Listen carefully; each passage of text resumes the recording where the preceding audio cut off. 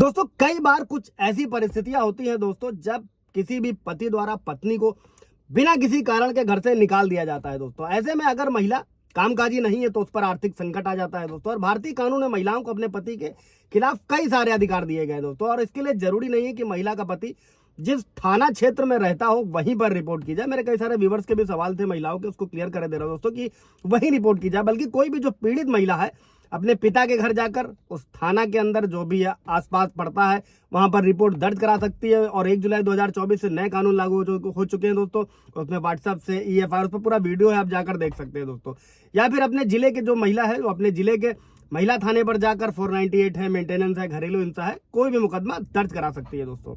जय हिंद, नमस्कार, मैं एडवोकेट आशीष मिश्रा। लाइक कर दीजिएगा, शेयर कर दीजिएगा, सब्सक्राइब कर दीजिएगा ताकि इन्फॉर्मेशन और लोगों को मिल सके, महिलाओं और बेनिफिट्स उठा सके। अगर उनके खिलाफ अत्याचार हो रहा है, मैं उन मामलों की बात नहीं करूंगा जहां पर महिलाएं पतियों के खिलाफ अत्याचार करती हैं दोस्तों।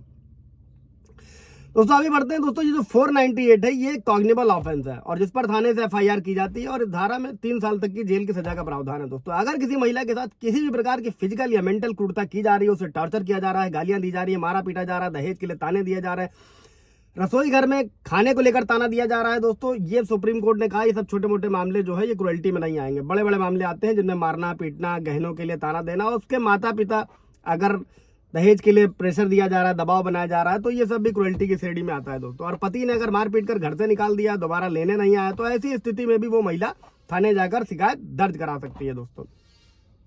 इसके बाद अगर पति वापस नहीं बुला रहा दोस्तों, मेरे कई सारे व्यूवर्स के भी सवाल थे, उसको क्लियर कर दे रहा हूं कि अगर पति ने घर से निकाल दिया है या घर वापस नहीं जा पा रही, ससुराल वापस नहीं जा पा रही, तो ऐसी स्थिति में आप क्या कर सकते हैं दोस्तों। हिंदू मैरिज एक्ट 1955 की धारा सेक्शन 9 में यह व्यवस्था की गई है कि कोई भी महिला को यह अधिकार दिया गया है, ये जेंडर न्यूट्रल है, पति पत्नी दोनों के लिए कानून है कि अगर वो साथ नहीं रह रहा है तो आप सेक्शन 9 की अर्जी लगा सकते हैं। इसमें कोर्ट आदेश करेगा पति को कि वो पत्नी को साथ लाकर रहे। अगर नहीं रहना चाहते हो तो उसे कारण बताने होंगे।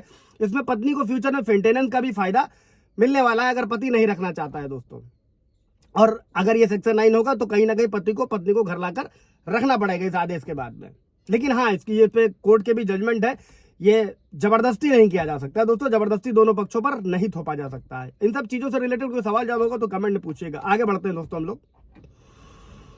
इसके बाद दोस्तों घरेलू हिंसा अधिनियम की धारा 12 के तहत कोई भी ऐसी महिला जिसे उसके पति द्वारा घर से निकाल दिया गया और अगर घर में वो दोबारा वापस जाना चाहती है तो इसके लिए अर्जी लगा सकती है धारा 12 के तहत। तो साथ ही अगर ऐसी महिला को जो स्त्री धन मिला है उस पर पति ने कब्जा कर लिया, ससुराल वालों ने कब्जा कर लिया, तब भी वो महिला अर्जी में जो है अपने स्त्री धन को वापस पाने की गुहार लगा सकती है, एप्लीकेशन दे सकती है। और यही नहीं बल्कि इस धारा के तहत मेंटेनेंस भी हासिल किया जा सकता है घरेलू हिंसा अधिनियम की धारा 12 के तहत। और किसी भी महिला के पास ये अधिकार है कि अगर वो अपने पति से अलग रह रही है या पति उसे साथ नहीं रखता है दोस्तों, बिना किसी वजह के पति ने उसे छोड़ दिया है, तो ऐसी स्थिति में पति से भरण पोषण ले सकती है। एक मेरी महिला व्यूअर्स का ये सवाल था, अभी क्लियर कर रहा हूं इस वीडियो में दोस्तों। अगली बार बढ़ते हैं। अगला क्या है दोस्तों, एक और ऑप्शन है महिलाओं के पास में, भारतीय नागरिक सुरक्षा संहिता की धारा 144 में व्यवस्था की गई है दोस्तों। अगर बगैर किसी वजह से महिला को घर से निकाल दिया गया तो चौथा उसका ये सबसे अहम अधिकार है दोस्तों, जिसमें महिला अलग रह रहे पति से, जो अब पति अलग रह रहा है तो 144 के तहत भरण पोषण यानी मेंटेनेंस मांग सकती है। साधारण तौर पर दोस्तों